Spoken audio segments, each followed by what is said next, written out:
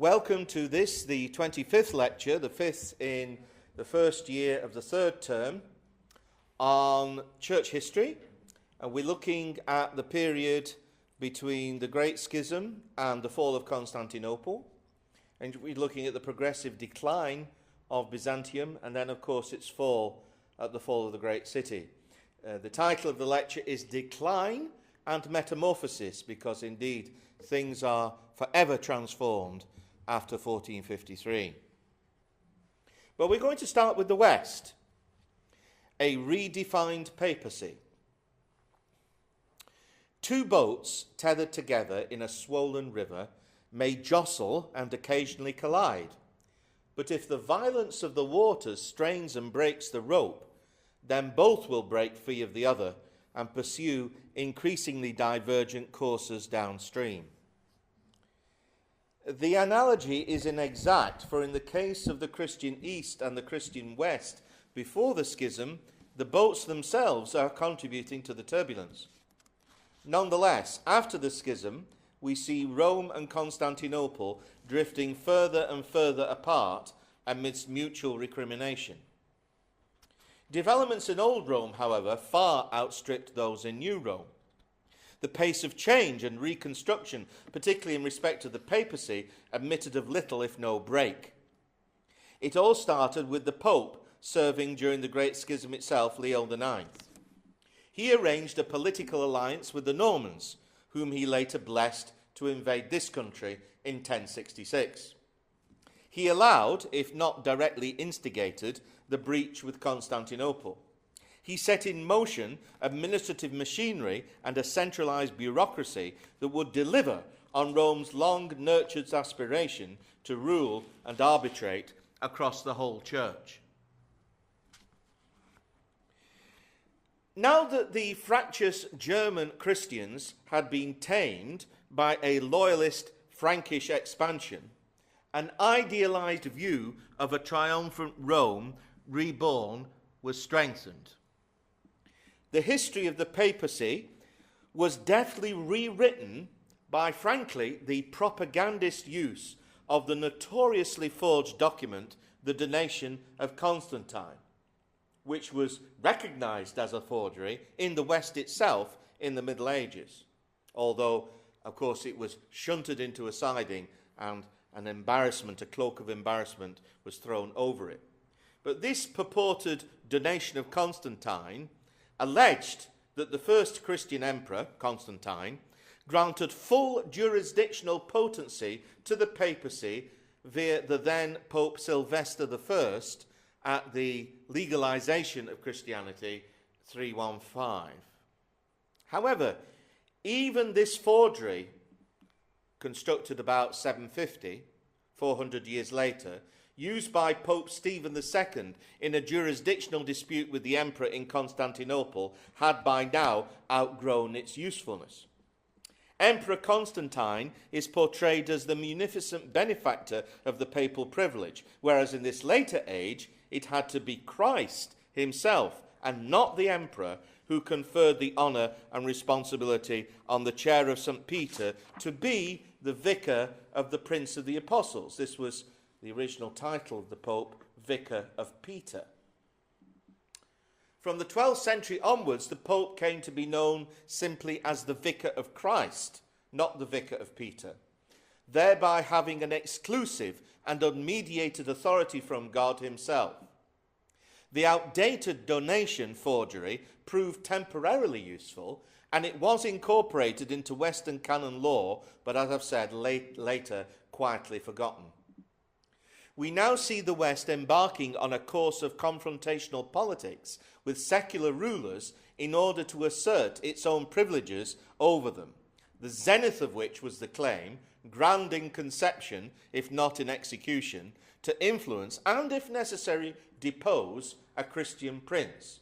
We recall, for example, that the Reformation was finally sealed in this country when Elizabeth was excommunicated and when Catholics were forbidden for communing with those bishops with whom she associated. The Western Patriarchate proved to be slightly more amenable to this papal control within the Pope's spiritual authority, often but not always stronger than his temporal authority. Thus, increasingly, the papacy eroded the historic rights of the local churches to elect their own leaders. It took to itself from the keys of St. Peter the authority to remit purgatorial suffering through both the reward and purchase of indulgences. It constituted an increasingly complex supplicatory and appeal system to maintain direct control over the canonization of saints in the next world and the day-to-day affairs of men and women in this world.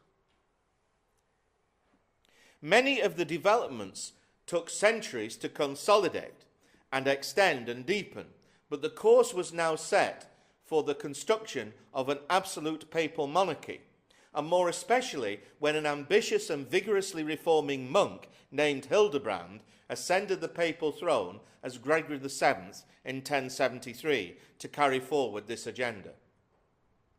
With no Greeks now to worry about, and a Western society that was growing economically and politically in tandem with Rome, the following bold new claims were made by Gregory. It was his manifesto, as it were, and were followed through practically with only one final exception, which is indicated on the slide. Let's just go through these. All of these were accepted except the last one. The Pope can be judged by no one. The Roman Church has never erred and never will err until the end of time. The Roman Church was founded by Christ alone.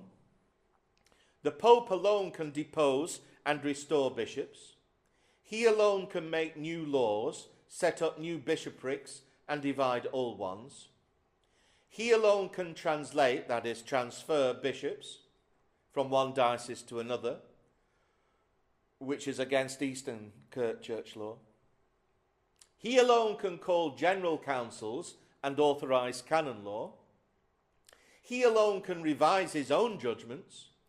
He alone can use the imperial insignia. He can depose emperors. He can absolve subjects from their allegiance. All princes should kiss his feet. His legates, even though in inferior orders, take precedence over all bishops, and an appeal to the papal court inhibits judgment by all inferior courts.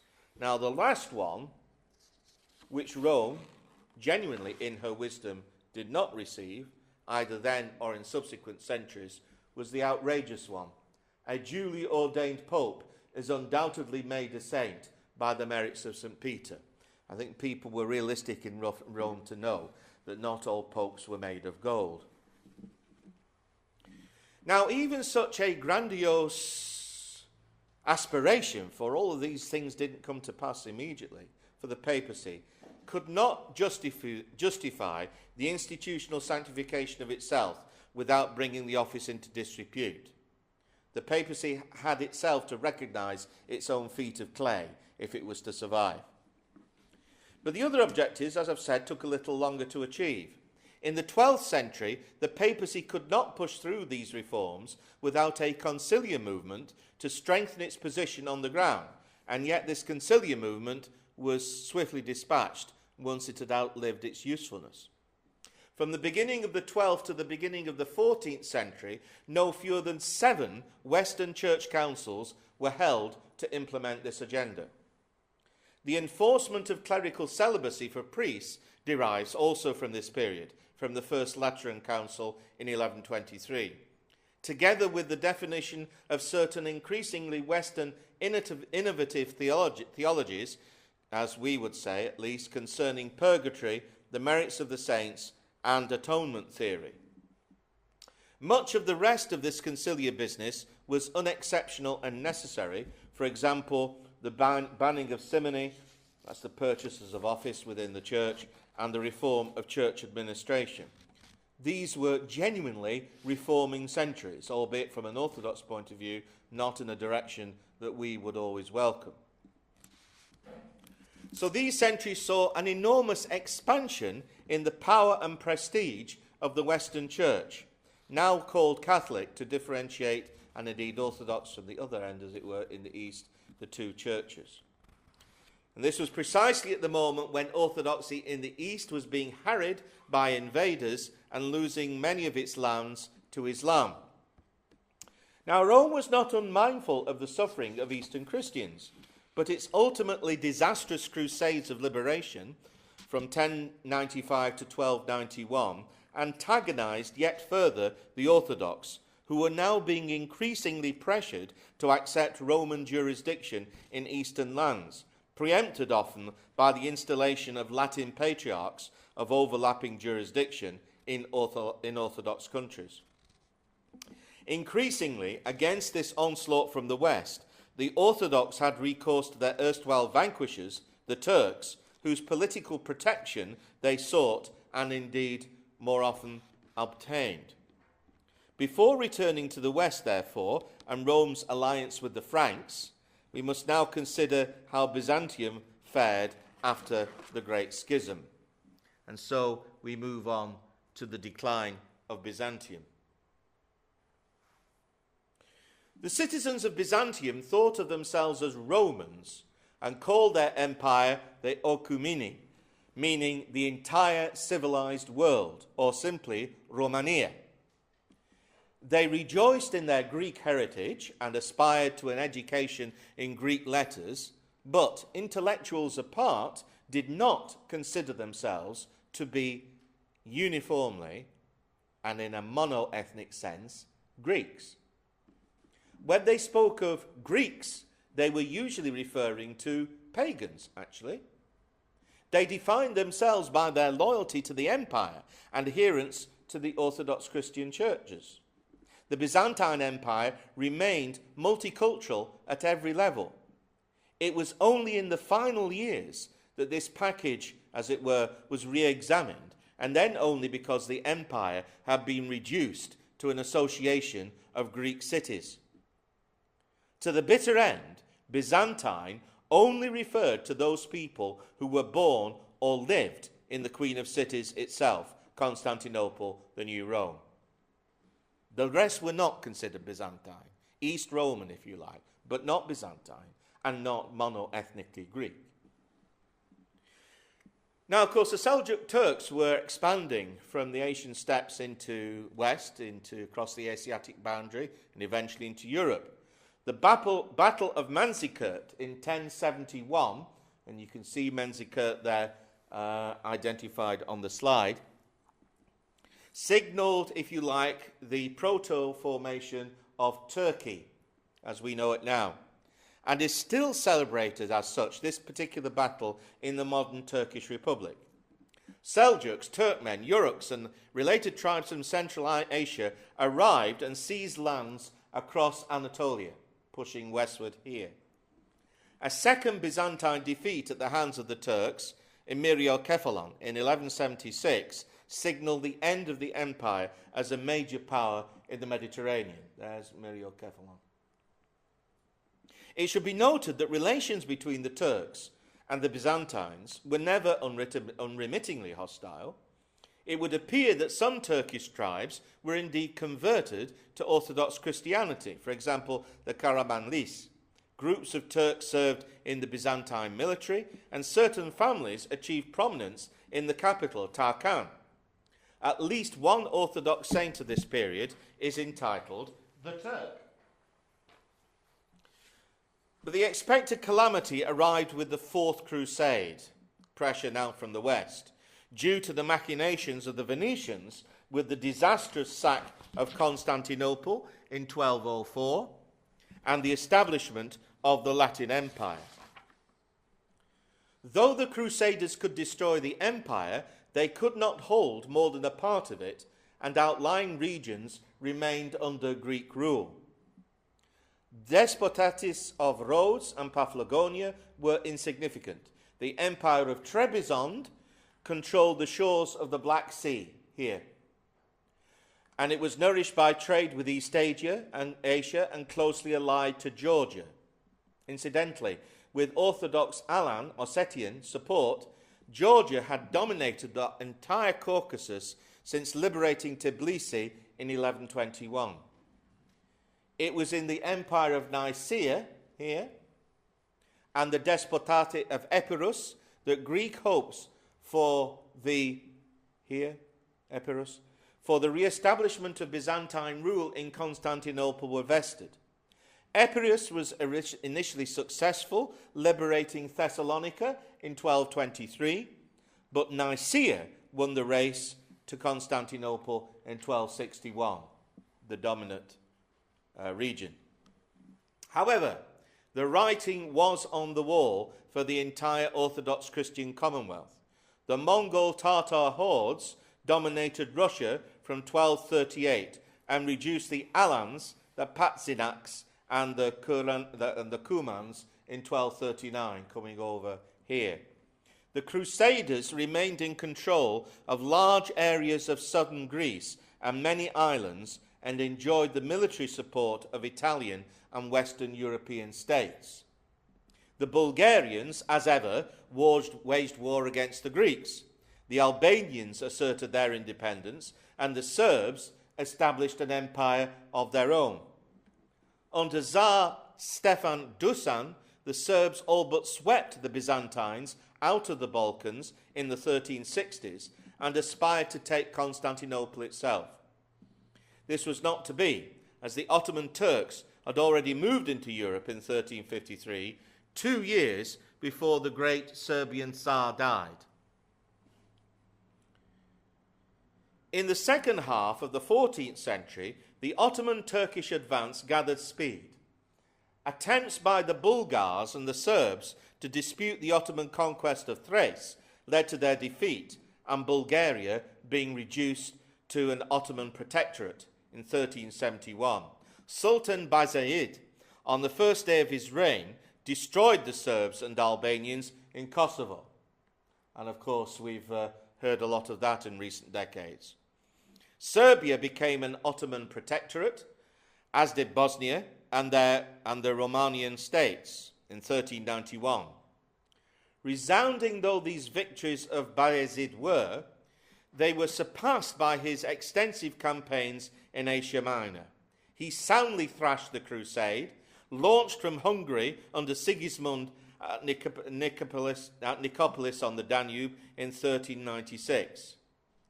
Byzantium, now reduced to the immediate city Constantinople, Thessalonica and Mistra, was only saved by the arrival of the Tartars under Timur in 1402. While attacking the Ottoman Turks, Timur also campaigned vigorously against Georgia, reducing the country to ruins successively in 1394, 1399, 1400 and 1403.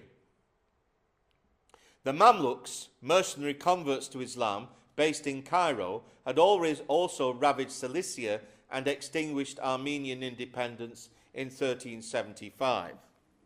But now we move on to the Ottomans themselves. With the Ottoman conquest of Albania and Thessalonica in 1430, the fate of Constantinople and Eastern Europe was sealed. The city fell to Sultan Mehmet Fatih in 1453. He was of mixed Greek and Turkish and Serbian ancestry and sought to create a new synthesis like a second Alexander in Persia. He hoped to unite East and West. We read that political extinction, from scholars, overtook the Eastern Orthodox Church. As the Turks steadily whittled down the Byzantine Empire, the Byzantine Emperor saw a hope in survival in accepting the authority of Rome as the price of Western support. But the reunion of 1439 was insincere, never accepted by the people of Constantinople, and always denounced by their clergy. In any case, the days when the papacy could direct the armaments of the West were long past, and the emperor was soon brought to realize this. Byzantium fought and fell in the name of the Orthodox Church only. Only the rising star of Muscovy and the dying glow of Georgia remained to be Orthodox as the long night of Ottoman supremacy began. This is Colin McEvedy in the Penguin Atlas of the Medieval Church, published in 1973 on page 86. Now, in broad terms, Makevides' statement is true, but qualifications need to be made. Sources indicate that the early Ottoman sultans often championed the Orthodox Christian cause, mainly against the Roman Catholic West. They regularly made donations to Orthodox churches and monasteries, notably Athos, a gesture usually masked by being declared in the name of their mothers or wives, who were for the most part Christians. The respect and understanding between Sultan Mehmet Fatih and the first patriarch, Gennadius Scholarius, was rarely matched, but the concordat they established remained the ideal for many centuries to come. In the Pax Ottomana, as we might say, the ecumenical patriarch of Constantinople was an honoured courtier, as were the Armenian patriarch of Constantinople and the Jewish chief rabbi. It should be noted that this status was not extended to the leaders of the large Shia Muslim communities, nor to the Druze, of course the Ottomans being essentially Sunni, neither to the Roman Catholics, quite numerous across the expanding empire. The fact that honoured leaders were often persecuted or executed went with the territory, being the fate of Ottoman aristocrats and members of the imperial family.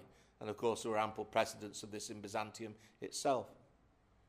The Patriarch of Constantinople, from 1453 to 1921, presided over the Rum Millet, or Roman nation, wherever Ottoman rule extended. In other words, all the other patriarchates were effectively subordinated to Constantinople for administrative convenience of the empire. To underline this new temporal role, patriarchs and church authorities quickly assumed the titles, privileges, pomp and ceremony and robes of the Byzantine court. The Rum were called Greeks by people from the West, but were actually all Christians of the Eastern Orthodox tradition in lands ruled or owing allegiance to the Ottomans. In this sense, the Ottomans reunited the Orthodox world and elevated the position of the Patriarch of Constantinople. In the last decades of Byzantium, the authority of the Patriarch did not extend beyond the walls of the city. We know that the Ottoman Turks restored the churches and monasteries to the Orthodox and invariably chased out the feudal Frankish lords and their Latin clergy, notably, of course, in Rhodes and in Crete. This patronage also strengthened the position of the Eastern Orthodox across West Asia, not least in Lebanon, where they were favoured above the pro-Latin Maronites.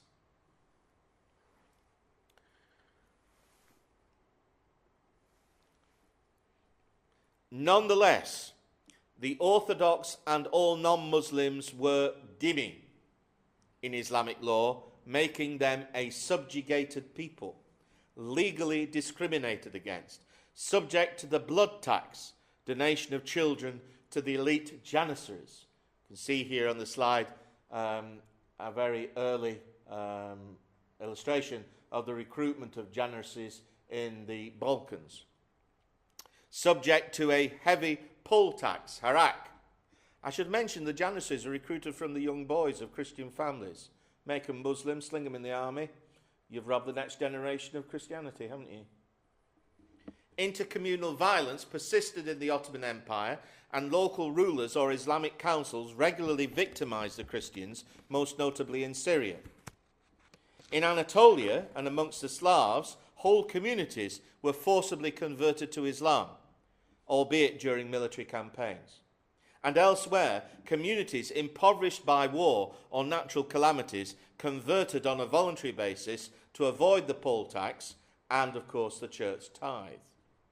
Of course, individuals, including a never-ending supply of renegades from Western Europe, embraced Islam to further careers in the Ottoman establishment, or as an expression of sincere belief.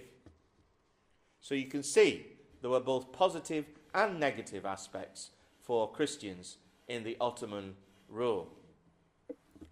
A paradox therefore emerges in the early Ottoman centuries, which underlies the precarious position of the dhimmi, or subjugated peoples.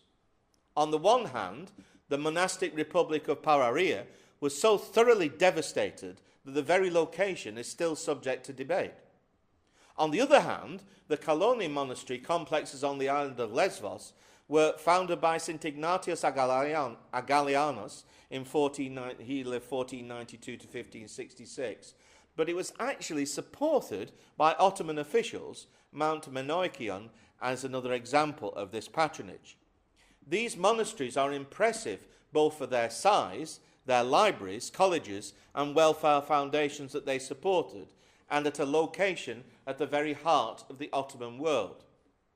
Likewise, generous support towards Orthodox Christian institutions like Mount Athos, and initially at least the Serbian Patriarchate, took place alongside attacks on suspected crypto-Christians, Stavriotis, in all cities and provinces. We might remember that the Ottoman sultans were often themselves heretical Bakhtashi Muslims who supported themselves a strict Sunni Muslim establishment that actually persecuted their own sect and the Alevis as apostates from Islam because it was politically advantageous to them. So there are a very complex series of costs and benefits of deficits and surpluses and capital and investment in the great enterprise that was the Ottoman Empire. It cannot be characterized in a simple black and white way. For sure, the Christians were subjugated and were second-class citizens and often paid for their confession with their lives. But in other times and in other places, Christians were protected. And I think it largely depended on which local potentate you were dealing with. But what about Byzantium after Byzantium, or Byzance après Byzance? For centuries, Byzantium after Byzantium endured. The ecumenical patriarchate worked in synergy with the Ottoman court and remained an international institution, many patriarchs being of Slav, Albanian, Romanian, or Karamanli extraction.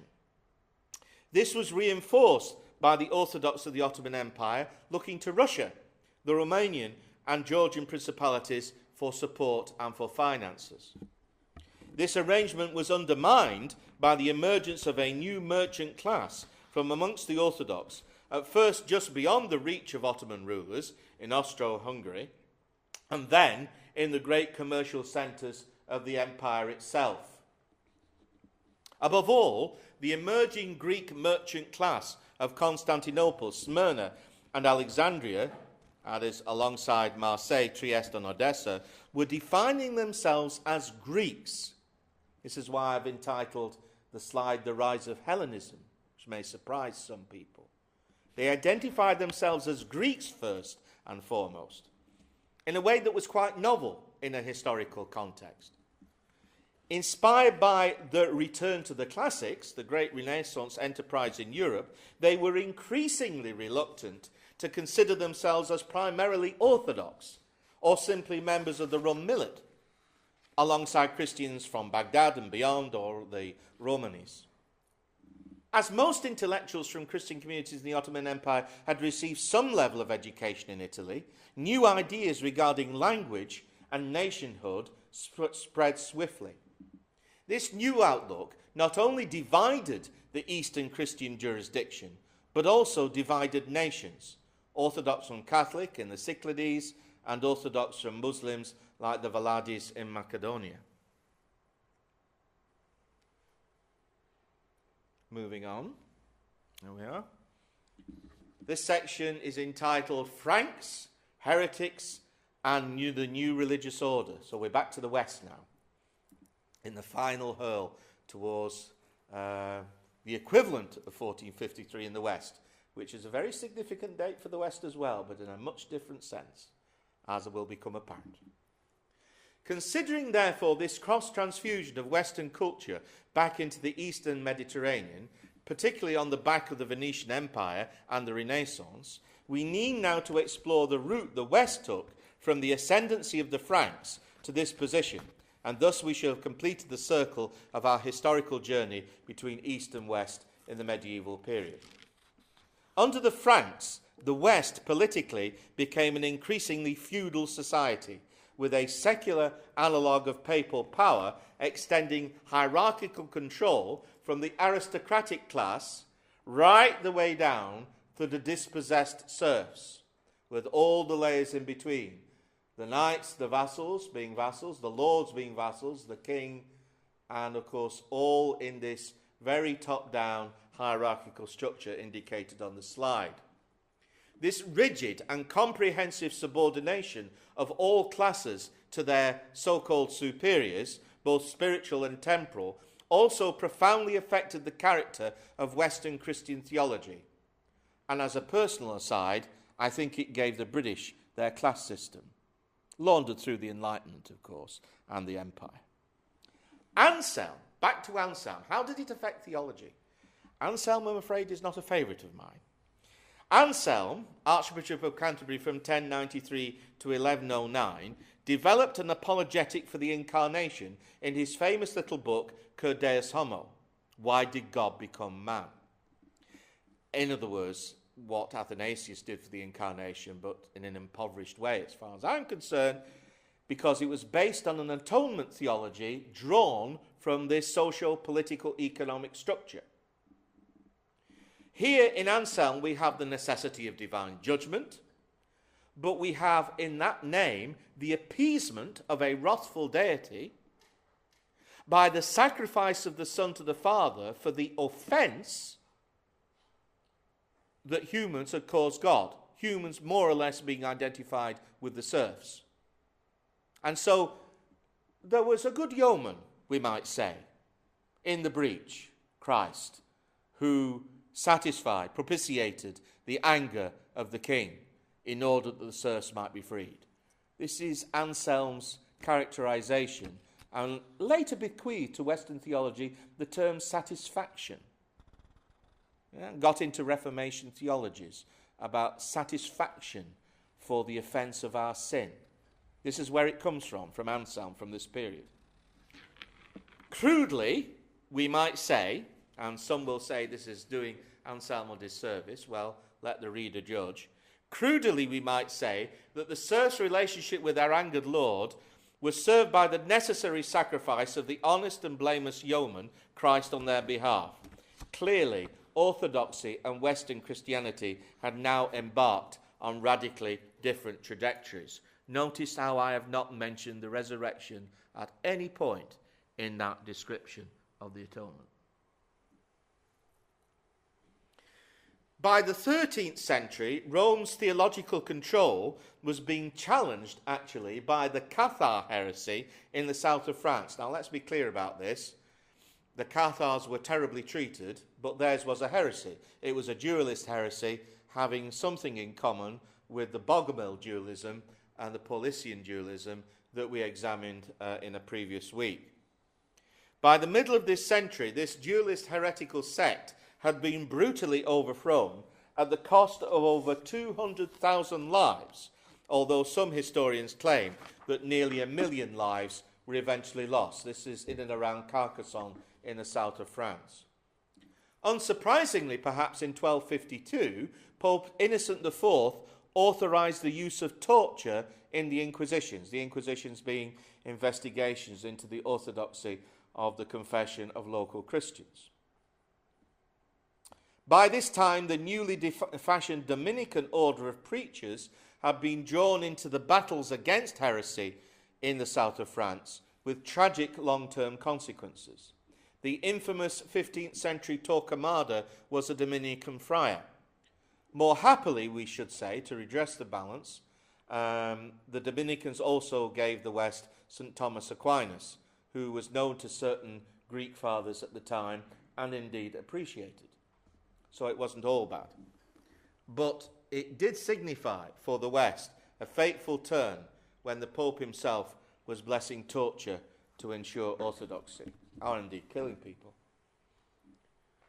Now we can see here in the table from 1084 to 1328 how many new, as the West would call them, monastic orders were created in this period. Initially to the reform, the uniform Benedictine rule, which had prevailed in the West in the first millennium, with a few others, but now seeking to adapt the rule and reform it and craft it anew for different situations and different circumstances. And this is a very significant and radical departure of the West from the East in the terms of how monasticism is practiced, and it happens in this era.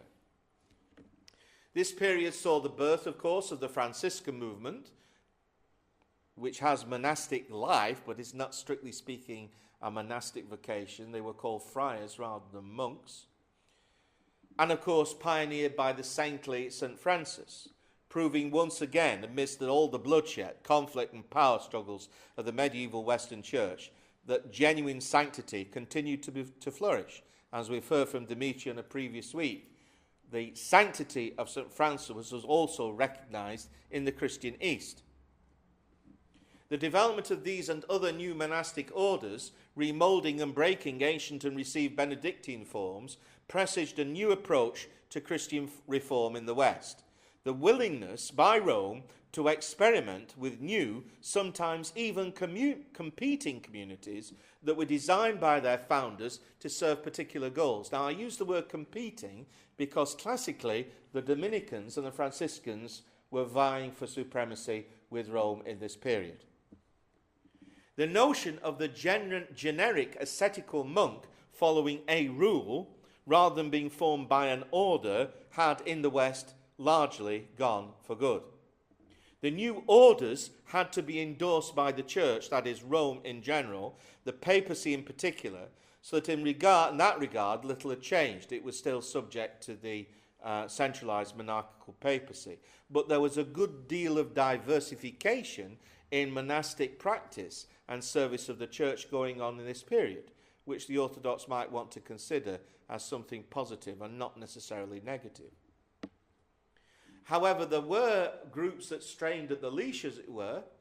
Notable amongst these were the women's order, the Beguine, who resisted all such institutionalization in the 13th century, and of course in Germany, and as we might suspect, they didn't last long for precisely this reason. In the 14th century, another convulsion affected the papacy. This time, the exile of 7 popes to Avignon for over 70 years, from 1305 to 1378, and the resurgence of the old problems of anti-popes and the captivity of the papacy within Western geopolitics, this time at the behest of the French court. The deadlock was broken at the urging of St. Catherine of Siena, a quite remarkable woman who basically told the Pope to get off his backside and get back to Rome, which he duly did. Showed the power of women in this period. They weren't kind of downtrodden, as many feminists would like us to believe. But of course, the major problem that hit the West in the 14th century, in the middle of the 14th century, was the Black Death, which mowed down between 30 and 60% of Europe's population, and also, of course, devastated the church. Alongside this darkness, however, another light began to shine, which would have mixed results for the Western Church, the so-called Renaissance. I think before we leave the Black Death behind, I think it's important to recognize that the abiding Christian civilization of Europe in this medieval period is what enabled Europe to survive and carry on through the terrible traumas of the 14th century. So we move on now, finally, to the Renaissance in the West and the rise of dissent. The Renaissance was a movement that introduced the notion of secularity and the pursuit of truth aside from any active and received religious concern, because truth was truth and didn't have to be conditioned by other truths. This is the basic idea of the pursuit of truth, the legacy of the Renaissance. At this time, the West rediscovered classical culture, which it received anew from the Eastern Mediterranean through both Greek and Islamic conduits. The new but old learning promoted the growth of the universities, established in this period, and a liberalization of the arts and the sciences. And everybody has a go at Rome for Galileo, and quite rightly so in many ways, but let's recall that Galileo himself represents a great burgeoning of the natural sciences, the natural philosophy, and the pursuit of truth, and the arts, and the development of technology, and the patronage of the arts at the time of the Renaissance, which the church was trying to both promote and also respond to. Its responses were not always very good, but people forget the church's patronage of these various endeavours, which are also important. Remember, for example, that many scientific pioneers into later centuries were often Catholic monks, like Gregor Mendel and others. And of course, at this time, we've referred to him before, we have Thomas Aquinas appropriating Aristotle for his systematic theology, his great compendium of Christian belief and practice, the Summa. It even prompted Christian art to evolve away from a formal theological canon into a more naturalistic expression. So Western iconography begins to move away from its classical theological form into a more mimetic idea concerning reality. You represent reality. It's the development of perspective, and all the great Latin, Italian painters, Caravaggio and so on, where the vibrancy of the human figure is what is put before us, rather than the theological image of the man restored in Christ. I'm not defending this Renaissance transformation. I'm just saying we need to understand it for what it is. The Renaissance also fostered indirectly a Christian humanism that encouraged both the scholastics and the reformers alike to seek a more rational, accessible, purified and responsible Christian witness to the West, which was undergoing huge changes, much more so than the East, of course, which remained in the Ottoman yoke. But often this led to conflict with more conservative minds. We should remember that Aristotle may have taken off at the Sorbonne, but the papacy was dragging its heels about this newfangled theology that the Dominicans were sponsoring. And sometimes those of a more conservative disposition, or sometimes those of a more radical disposition, walked over the edge into what was perceived to be heresy. John Wycliffe, Jan Hus, and William of Ockham contended with Rome at this time. As these dissenting voices before the Reformation, well before the Reformation, grew in strength, so did Rome's policy of the persecution of heretics, Savonarola and others, of course, for the good of their souls. I should say for our listeners, I presented a sarcastic visage then to those hearing this lecture. It certainly wasn't for the good of their souls. Well, their souls were untouched by it, but as we think about the souls of the persecuted, that's what we should be lamenting. The pressure for reform, however, was growing, but it would be some centuries yet before heretics could realistically seek the protection of a sympathetic Christian, obviously now Protestant prince, and stand together against the church, as Luther did with the support of the German princes much later than the period we are considering. The papacy and the Christian rulers of Europe might contend against each other for supremacy of jurisdiction, but before the 16th century, both had too much to lose by sacrificing their ancient symbiosis for any truly radical reconstruction of the religious and political order.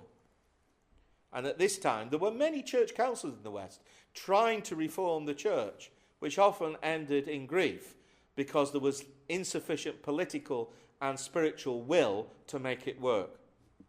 So for the time being, the valve was closed on that pressure cooker which was the late medieval Catholic Church. 2 years, here we come to the date now I mentioned before, 2 years after the fall of Constantinople in 1453, the printing press was invented by William Caxton, the internet of the 15th century.